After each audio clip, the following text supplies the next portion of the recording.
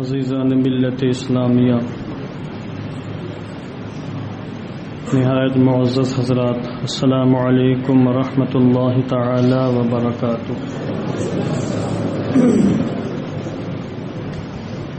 الحمد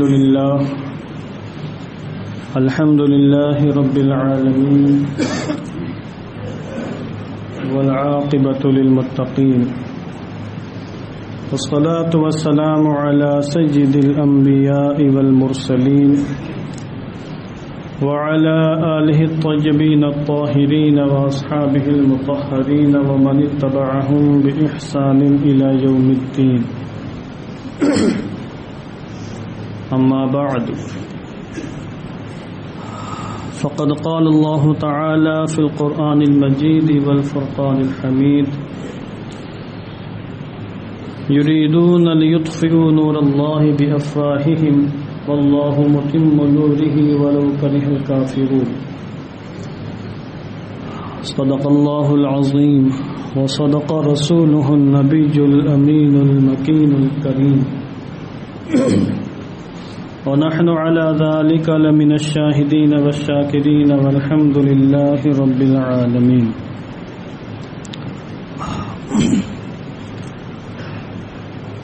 آئیے نہایت عقیدت و احترام کے ساتھ اپنی اور ساری کائنات کے مرکز عقیدت حضور رحمت عالم، جان عالم، فخر بنی آدم، سید الانبیاء والمرسلین، رحمت للعالمین، ارواحنا فداہ جناب محمد الرسول اللہ صلی اللہ تعالی علیہ وسلم کی مقدس بارگاہ میں درود و سلام کا ہدیہ محبت پیش کریں۔ اللہم صلی علی سیدنا شفیعنا حبیبنا مولانا محمد وبارک وسلم، صلاۃ و سلاما علیک یا رسول اللہ صلی اللہ تعالی علیہ وسلم۔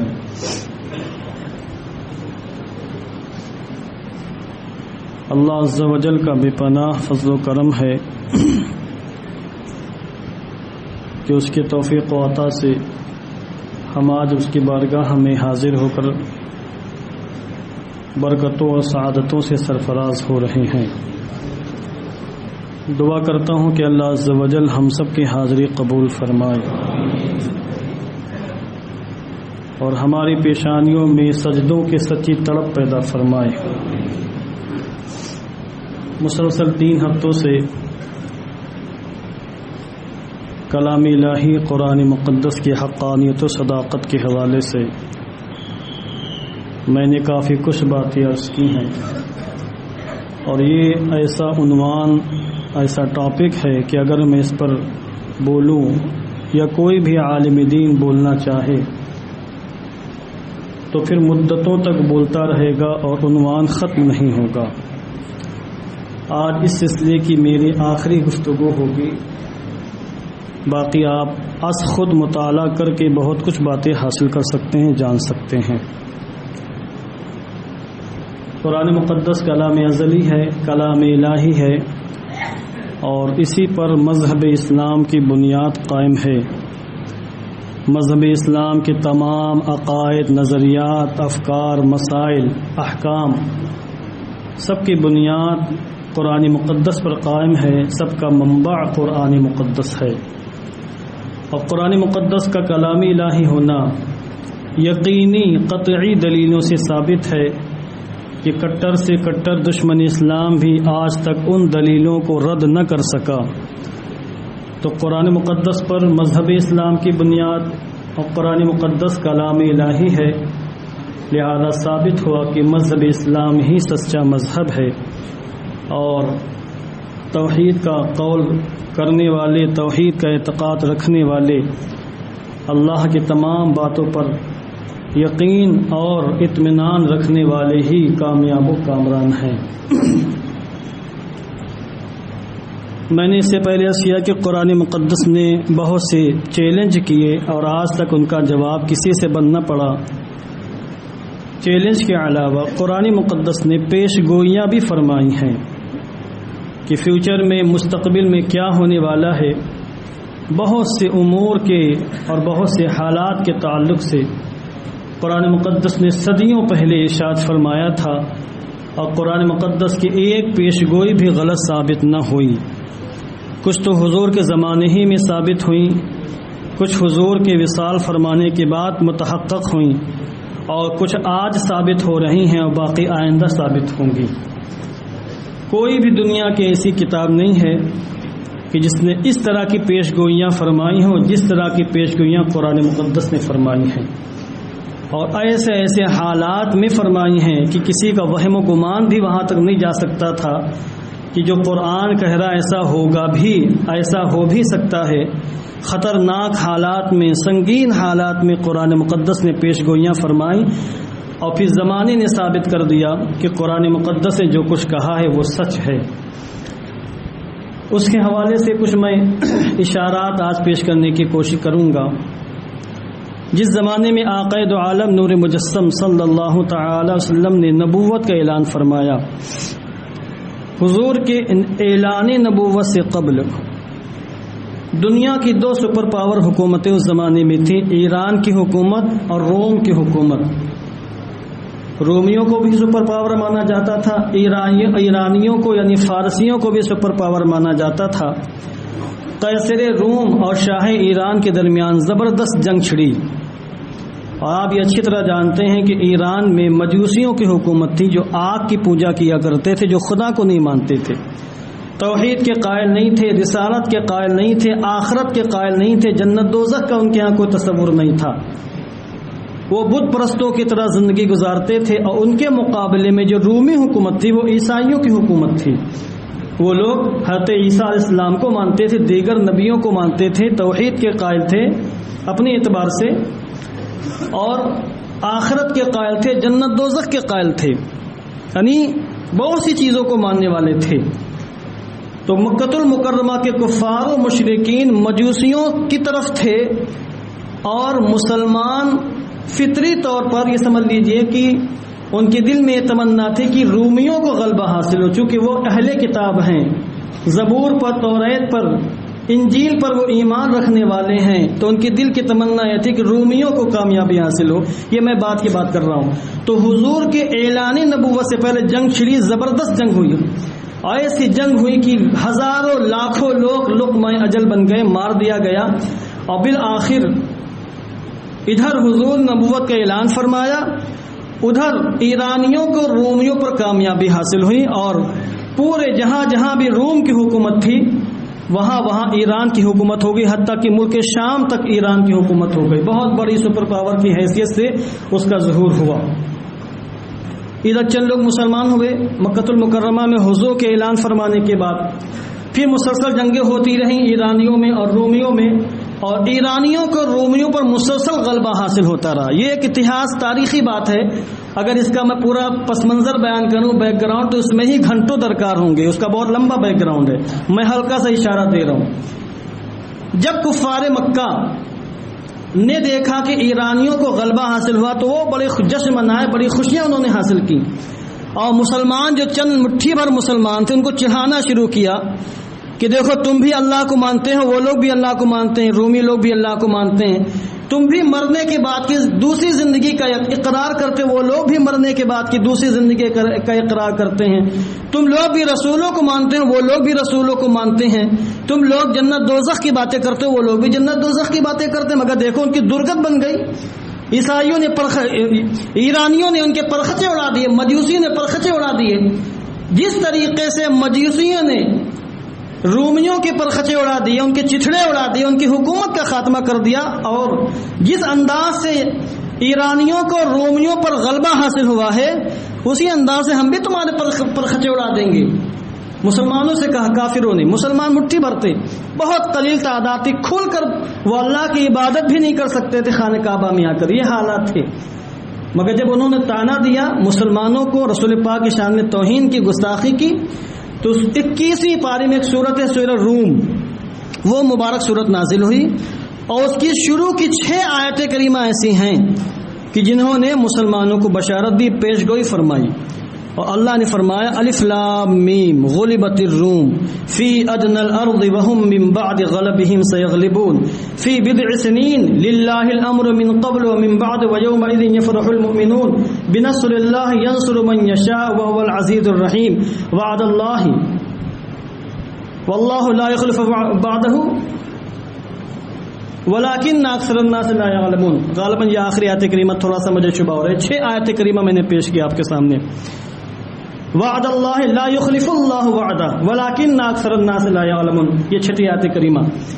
ان 6 آیت کریمہ میں قرآن مقدس میں 2 ٹوک لفظوں لب و لہجے میں واضح طور پر مسلمانوں کو بشارت دی، پیش گوئی سنائی. اور اب ترجمہ دیکھیں اس کا، اور اس زمانے کے حالات کو سامنے رکھیں کہ جب کہ کوئی تصور نہیں تھا کہ یہ رومی جو شکست کھا چکے ہیں ایرانیوں سے، یہ دوبارہ اٹھ کھڑے ہوں گے، ان کو غلبہ حاصل ہوگا، ان کو اقتدار حاصل ہوگا، پاور حاصل ہوگا، اور ان کی جو زمینیں ایرانیوں نے چھین لی ہیں یہ رومی دوبارہ ان زمینوں پر قبضہ کریں گے. کوئی تصور تک نہیں کر سکتا تھا ایسے حالات خراب تھے. اس کی موٹی سی مثال آج یہاں مودی کی لہر پورے ہندوستان میں، ایسے میں کوئی کہے کہ نہیں اب وہ کانگریس آ جائے گی، بہت طاقتور طریقے سے کہے تو سب کھلی اڑائیں گے اس کی، کہ حالات ایسے نہیں ہیں کہ 2 3 4 سال میں تبدیلی آ جائے، ایسے حالات نظر نہیں آتے ہیں.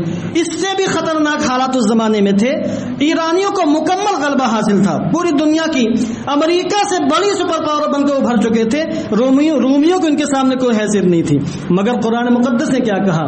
الف لام میم غلبت الروم فی ادنى الارض، کہ قریب کی سرزمین میں روم شکست کھا گئے، روم مغلوب ہو گئے، ہار گئے ایرانیوں سے.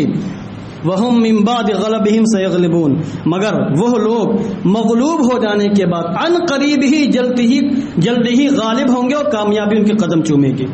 قرآن مقدس نے پیش گوئی کر دی. کتنے سالوں میں؟ اس کی بھی وضاحت کر دی، فی بضع سنین، چند سالوں میں. اس کے بعد آگے کی جو آیت کریمہ ہیں ان میں مسلمانوں کو بشارت دی گئی کہ ان قریب یہ رومی غالب آئیں گے، نصرانی غالب آئیں گے ایرانیوں پر، رومیوں کو کامیابی ملے گی. اور جس دن رومیوں کو کامیابی ملے گی اس دن مسلمانوں کو بھی فرحت و شادمانی میسر آئے گی، اللہ کی نصرت، اللہ کی مدد نازل ہوگی، مسلمانوں کو بھی کامیابی نصیب ہوگی. ایسے زمانے میں یہ آیت نازل ہوئی. اس کے بعد جب یہ آیت کریمہ مسلمانوں نے حضور نے کافروں کو سنائی تو انہوں نے کھلیاں اڑائی، بڑا مذاق اڑایا، بڑی تفریحیں لی، بڑی تالیاں بجائیں کہ عجیب باتیں کر رہے ہیں. یہاں تو چند اکا دکا مسلمان ہیں جن کو ہم کبھی بھی مسل سکتے ہیں، اور یہ دعویٰ کر رہے ہیں کہ وہ ہمیں شکست دے دیں گے، ہمیں ناکام و نامراد کر دیں گے، اور یہ دعویٰ کرتے ہیں کہ آسمان سے مدد نازل ہوگی اور اسلام غالب ہو جائے گا. اور یہ رومی جن کو ایرانیوں نے مسل کے رکھ دیا، یہ رومی کامیاب و کامران ہو جائیں گے. یہ کیسی باتیں کر رہے ہیں؟ بڑا مذاق اڑایا گیا، تفریحیں لی گئیں. حضرت صدیق اکبر رضی اللہ تعالیٰ عنہ سے امی بن خلف نے کہا کہ تمہارے قرآن میں تو یہ باتیں آ گئی ہیں، میں تم سے شرط لگانا چاہتا ہوں. اب یہاں کے علمی گفتگو سنیں آپ. قرآن مقدس نے فرمایا فی بضع سنین، چند سالوں میں. بضع با ضاد عین، یہ عربی کا ایک لفظ ہے، یہ 3 سے لے کر 9 تک بولا جاتا ہے، کم سے کم 3 اور زیادہ سے زیادہ 9. تو حضرت صدیق اکبر نے کہا، قرآن مقدس میں یہ کہا کہ ہم چند سالوں میں رومیوں کو غلبہ دیں گے، تم پر میں اس پر شرط لگانا چاہتا ہوں 9 سال کے اندر رومیوں کو غلبہ حاصل ہوگا. صدیق اکبر نے، ان کا ایمان کتنا مضبوط تھا، حالات تو بڑے خراب تھے، مگر انہوں نے جب اللہ نے فرما دیا تو آمنا و صدقنا، تصدیق کی صدقے دل کے ساتھ. اور ابی بن خلف کافر سے کہا کہ 100 اونٹ کی شرط تم سے لگا سکتا ہوں میں کہ 9 سال کے اندر رومیوں کا غلبہ حاصل ہوگا. اگر 9 سال کے اندر رومیوں کا غلبہ حاصل نہ ہو اور ایران ناکام و نامراد نہ ہو تو 100 اونٹ تم مجھ سے لے لینا. اگر 9 سال کے اندر رومیوں کو غلبہ حاصل ہو جائے، ایران ناکام ہو جائے تو 100 اونٹ تم مجھے دے دینا. اس طریقے سے شرط لگا لی. اب دیکھیں 7 سال ہی کی مدت ہوئی تھی، ادھر مسلمان بڑھتے گئے اور ظالموں کا ظلم بڑھتا گیا. شعیب ابی طالب کا واقعہ بھی پیش آیا، مسلمانوں کو محصور کیا گیا، طرح طرح کی ان پر ظلم و زیادتی کے پہاڑ توڑے گئے. بالآخر ہجرت کا زمانہ آیا. اور حضور نے مسلمانوں کو کہا کہ تم ہجرت کر کے مدینہ منورہ پہنچو. اسی دور میں مسلمان ہجرت کر کے حبشہ بھی گئے تھے, اور حبشہ کا جو ایرانی بادشاہ جو عیسائی بادشاہ تھا جس کا نام نجاشی تھا, اس نے باقاعدہ مسلمانوں کی آؤ بھگت کی, ان کو وہاں امان دی. اس کے بعد دوسری ہجرت کا دور شروع ہوا اور مسلمان ہجرت کر کے مدینہ منورہ تشریف لانے لگے. 7 سال کے بعد یعنی 5 سال کے بعد ہجرت کا دور شروع ہوا. پھر اس کے 2 سال کے بعد غزوہ بدر کا معرکہ, غزوہ بدر پیش آیا میدان بدر میں سن 2 ہجری میں. اور مسلمانوں کو جب کافروں نے مدینہ آنے کے بعد رہنے نہ دیا تو پھر ایک حق و باطل کی زبردست جنگ ہوئی, جس کو دنیا جنگ بدر اور غزوہ احد سے جانتی ہے, جس میں مسلمانوں کی تعداد صرف 313 تھی اور کافروں کی تعداد کم و بیش 1000 تھی. مسلمانوں کے پاس اسلحے نہیں تھے اور جنگ کی کوئی تیاری بھی نہیں تھی, کھانے پینے کا سامان تک ان کے پاس موجود نہیں تھا, گھوڑے بھی ان کے پاس نہیں تھے, جبکہ کافروں کے پاس سارے اسباب حرب تھے, جنگ کے سارے سامان موجود تھے, شکم سیر بھی تھے, ان کے پاس طرح طرح کے اس زمانے کے لحاظ سے طرح طرح کے جدید ایجاد کردہ ہتھیار ان کے پاس موجود تھے. کوئی تصور نہیں کر سکتا تھا کہ مسلمانوں کو غلبہ حاصل ہوگا. مگر آپ نے دیکھا کہ جب ہجرت شروع ہوئی تو ادھر ہجرت کا موسم شروع ہوا, مسلمان ہجرت کر کے مدینہ آنے لگے, ادھر انقلاب آنا شروع ہو گیا اور رومیوں کے پاس طاقت آنی شروع ہو گئی. اور روم کا دوسرا بادشاہ ہرقل جب وہ بنتا ہے تو اس سے پوری طاقت و توانائی کے ساتھ متحد ہو کر ایران پہ حملے کرنے شروع کیے. وہ ایران جو مسلسل آگے بڑھتا چلا جا رہا تھا, ایران تھم گیا, اب اس کا زوال شروع ہو گیا. ادھر ہجرت کا زمانہ شروع ہو گیا سن 2 ہجری میں میدان بدر میں, جہاں ایک طرف حضور رحمت عالم جان عالم نے 313 صحابہ کے ساتھ کفار مشرکین کو شکست فاش دی, وہاں مدائن میں ملک شام میں رومیوں نے ایرانیوں کو مکمل طریقے سے شکست فاش دی تھی. اب دیکھیں 7 سال کے عرصے ہی میں کیسے انقلاب آئے. پیش گوئی قرآن مقدس نے 7 سال پہلے کی تھی, جب حالات ایسے خراب تھے کہ کوئی بھی عقل مند انسان یہ تصور نہیں کر سکتا تھا کہ رومیوں کو کامیابی ملے گی, ایران ناکام و نابراد ہو جائیں گے, یا یہ کہ مسلمانوں کو کامیابی ملے گی اور یہ کافر ناکام و نابراد ہو جائیں گے. مگر قرآن مقدس نے ایک ساتھ 2 بشارتیں دی تھیں کہ رومیوں کو بھی کامیابی ملے گی, اور جس دن رومیوں کو کامیابی ملے گی اسی دن مسلمانوں کو بھی کامیابی نصیب ہوگی. اسی دن غزوہ بدر کا معرکہ جس دن پیش آیا, ادھر مسلمان کامیاب و کامران ہوئے اور اللہ کی نصرت, اللہ کی مدد فرشتوں کی شکل میں نازل ہوئی اور مسلمانوں کو کامیابی ملی. ادھر مدائن کے میدان میں اور ملک شام کے وسیع و عریض میدانوں میں رومیوں نے ایرانیوں کو بھی دوڑا دوڑا کر مارا, اور جن جن زمینوں پر ایرانیوں کا قبضہ ہو چکا تھا ان زمینوں پر دوبارہ رومیوں کا قبضہ حاصل ہوا. یہ قرآن مقدس کی وہ پیش گوئی ہے کہ لوگ ہکا بکا رہ گئے. اور یہ ابی بن خلف یہ تو مر چکا تھا, شرط جیتی صدیق اکبر نے, جو کہ 7 سال کے اندر رومیوں کو کامیابی حاصل ہوئی. تو صدیق اکبر رضی اللہ تعالیٰ عنہ نے ابی بن خلف کے کافر و مشرک خاندان سے کہلا بھیجا کہ تمہارے اندر غیرت ہے تو لا 100 اونٹ واپس کرو, 100 اونٹ دو ہم کو, تمہارے باپ نے شرط رکھی تھی. پھر ان لوگوں نے 100 اونٹ دیے حضرت صدیق اکبر کو. یہ 100 اونٹ کا تحفہ جو شرط میں جیتا تھا انہوں نے حضور کے بارگاہ میں لا کے پیش کیا کہ حضور میں نے ان سے شرط لگائی تھی مکہ المکرمہ میں, اور آج ہم شخص جیتے ہیں اور اسلام کو غلبہ حاصل ہوا اور رومیوں کو غلبہ حاصل ہوا, یہ حضور قبول فرما لے. حضور نے کہا اے ابو بکر, اس وقت جوا کی حرمت نازل نہیں ہوئی تھی, جوا اس ٹائم حرام نہیں کیا گیا تھا. یہ جو تم نے شرط رکھی تھی جوا ہے, لہذا تم یہ اونٹ استعمال نہیں کر سکتے ہو, تم یہ اونٹ راہ خدا میں صدقہ کرو. انہوں نے فوراً سارے اونٹ راہ خدا میں صدقہ کر دیے. یہ اسلام کے پیش گوئی. اور یہ چیز عرب کے قبیلے دیکھ رہے تھے کہ قرآن مقدس نے کہا کہ 9 سالوں کے اندر رومیوں کو غلبہ حاصل ہوگا, ایرانیوں کو ناکامی ہوگی. تب انہوں نے دیکھ لیا کہ واقعی 7 سال کے اندر ہی رومیوں کو غلبہ حاصل ہو گیا, جبکہ جس زمانے میں قرآن مقدس نے کہا تھا اس کا تصور کوئی نہیں کر سکتا تھا. تو بہت سے قبیلے قرآن مقدس کی اس پیش گوئی کی صداقت کو دیکھ کر حضور کی بارگاہ میں آئے, دامن اسلام سے وابستہ ہو گئے کہ وہ قرآن کہ جس نے پیش گوئی کی اور پیش گوئی سچ ثابت ہوئی, تو پتہ چلا کہ قرآن یہ محمد عربی کا بنایا ہوا کلام نہیں ہے, یا اللہ عز و جل کا نازل کیا ہوا کلام ہے. تو ان پر اسلام کی حقانیت واضح ہوئی اور وہ دامن اسلام سے وابستہ ہوئے اور اسلام کی برکتوں سے مالا مال ہوئے. قرآن مقدس نے اس طرح کی نہ جانے کتنی پیش گوئی کی ہیں. اگر ان کو بیان کرتا چلوں تو سینکڑوں آیت کریمہ قرآن مقدس میں ایسی ہیں جن میں صرف ایسی پیش گوئی کی گئی ہے کہ آئندہ کیا ہونے والا ہے. حضور رحمت عالم جانب مکہ المکرمہ تشریف لائے تو ایک طرف تو کفار مکہ تھے جو مسلمانوں کا جینا دشوار کیے ہوئے تھے، مکہ المکرمہ میں رہ کر طرح طرح کی وہ سازشیں کیا کرتے تھے، ان کا آتنک اتنا پھیلا ہوا تھا کہ آپ حیرت میں ہوں گے کہ مکہ المکرمہ مدینہ منورہ آنے کے بعد جب چند کافر مسلمان ہوئے، کچھ قبیلوں کے چند کافر مسلمان ہوئے، تو ان کو کفار مکہ نے باقاعدہ دھمکی دی کہ اگر تم نے اسلام کو نہیں چھوڑا تو تمہارے ہم پرخچے اڑا دیں گے، تمہارا خاندان تباہ و برباد کر دیں گے۔ ان کے ڈر اور خوف کی بنیاد پر دوبارہ مرتد ہو گئے، اسلام کو چھوڑ دیا انہوں نے، اس سے حضور کو تکلیف پہنچی۔ اس کے بعد مدینہ منورہ میں منافقین کی جماعت تھی جو مسلمانوں کے خلاف سازش کیا کرتے تھے اور غزوہ احد کے بعد باقاعدہ مسلمانوں کو چڑھایا کرتے تھے۔ تو کافروں کی جماعت، منافقین کی جماعت، اور تیسری جماعت یہودیوں اور نصرانیوں کی تھی جو اسلام کو ختم کرنے کی مکمل کوشش کر رہے تھے، اور مسلمانوں کا کل سرمایہ 2000 سے 2500 3000 تک تھا۔ صرف 3000 پر مشتمل مسلمان جن کے دشمن لاکھوں کی تعداد میں ہیں، پورا عرب دشمن ہے، پورا مکہ دشمن، پورے یہودی دشمن، منافقین کی سینکڑوں کی تعداد ہے جو اندر اندر دیمک کی طرح اسلام کو کھانا چاہتے ہیں اور چوہے کی طرح کترنا چاہتے ہیں۔ یہ سب کے سب لوگ موجود تھے۔ حضور کے قلب نازک کو ٹھیس پہنچتی تھی، تکلیف پہنچتی تھی، کیونکہ آپ یہ چاہتے تھے لوگ مسلمان ہو اور جہنم کا ایندھن بننے سے بچ جائیں، اللہ کی رحمت کے حقدار ہو جائے۔ آیت کریمہ نازل ہوئی، وَلَا يَحْزُنكَ الَّذِينَ يُسَارِعُونَ فِي الْكُفْرِ إِنَّهُمْ لَن يَضُرَّ اللَّهَ شَيْئًا۔ اب دیکھیں آپ، اللہ نے فرمایا اے محبوب، یہ لوگ جو کفر کی جانب تیزی سے دوڑ رہے ہیں اور آپ کے دشمن ہیں، دین اسلام کے دشمن ہیں، آپ ان کی باتوں سے رنجیدہ نہ ہو، ان کی سازشوں سے رنجیدہ نہ ہو۔ یہ لوگ اسلام کا ایک بال بھی اکھاڑ نہیں سکتے ہیں، اللہ کے دین کا یہ کچھ بھی نقصان نہیں پہنچا سکتے ہیں۔ اور دوسرے مقام پہ اللہ نے فرمایا کہ یہ چاہتے ہیں کہ اسلام کے چراغ کو اپنے منہ سے پھونک کر بجھا دیں، اور اللہ کی مرضی اور مشیت یہ ہے کہ اسلام مکمل پھیلے، اسلام کو غلبہ حاصل ہو، اگرچہ کافر لوگ برا جانے، کافروں کو برا محسوس ہو۔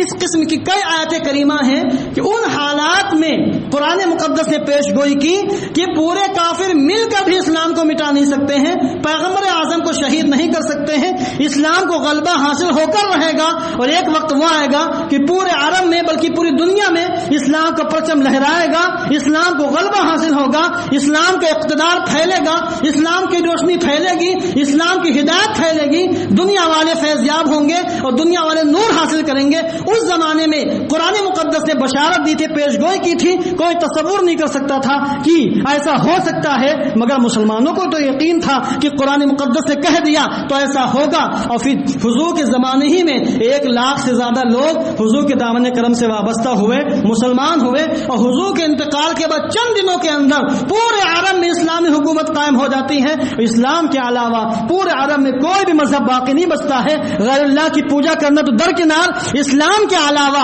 پورے عرب میں کہیں بھی کسی مذہب کا کوئی نام و نشان باقی نہیں تھا۔ پھر حضرت خلفائے راشدین کے زمانے میں اسلام کو مزید غلبہ حاصل ہوا، ایران بھی آیا، عراق بھی آیا، شام بھی آیا، مصر بھی آیا، اور دیکھتے ہی دیکھتے دنیا کے بڑے بڑے بر اعظموں پر اسلامی حکومت لہرانے لگی، اور 1000 سال تک نہایت شان و شوکت کے ساتھ اسلام مسلمان سپر پاور ہو کر پوری دنیا پر حکمرانی کرنے لگے۔ اور آج بھی دنیا کا کوئی ایسا خطہ، کوئی ایسا ملک نہیں ہے جہاں قرآن مقدس کی تلاوت کرنے والے موجود نہ ہو، جہاں اذانیں نہ ہو رہی ہوں، جہاں تلاوت قرآن نہ کی جا رہی ہو، جہاں اللہ کا نام لینے والے، رسول پاک کی محبت میں اپنی جان قربان کرنے والے موجود نہ ہو۔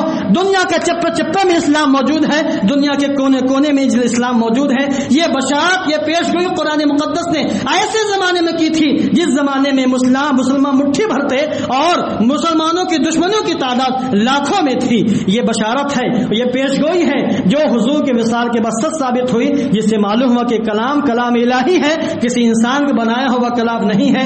قرآن مقدس نے جو جو پیش گوئی فرمائی ہے وہ حق بحق صادق ہوئی ہے، اور کوئی بھی مائی کلال آج تک کسی پیش گوئی کے بارے میں یہ ثابت نہیں کر سکا کہ قرآن مقدس نے پیش گوئی کی تھی اور وہ غلط ثابت ہو گئی۔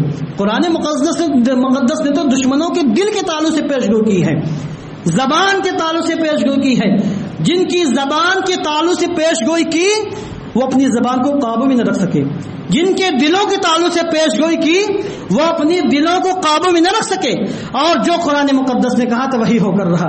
مدینہ منورہ کے یہودی مسلمانوں کے سامنے چیلنج کیا کرتے تھے کہ تم سب جہنمی ہو، ہم لوگ جنتی ہیں، آخرت کا گھر مرنے کے بعد کی کامیابی ہمارے لیے ہے، اور ہمارے علاوہ کسی کو بھی آخرت میں کامیابی نہیں ملے گی، یہ یہودی کہا کرتے تھے۔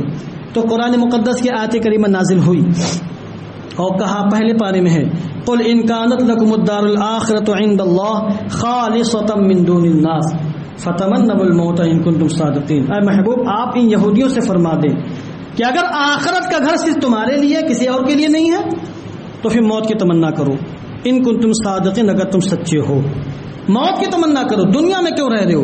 جب جنت کی نعمتیں تمہارے ہی لیے ہیں اور آخرت کا گھر صرف تمہارے لیے کسی اور کے لیے نہیں ہے تو پھر دنیا میں رہ کر مشقتیں کو برداشت کر رہے ہو، موت کی تمنا کرو اگر تم سچے ہو۔ تمنا دل سے ہوتی ہے، زبان سے تمنا کا فقط اظہار ہوتا ہے، تمنا دل میں ہوتی ہے، زبان سے اس کو بیان کیا جاتا ہے۔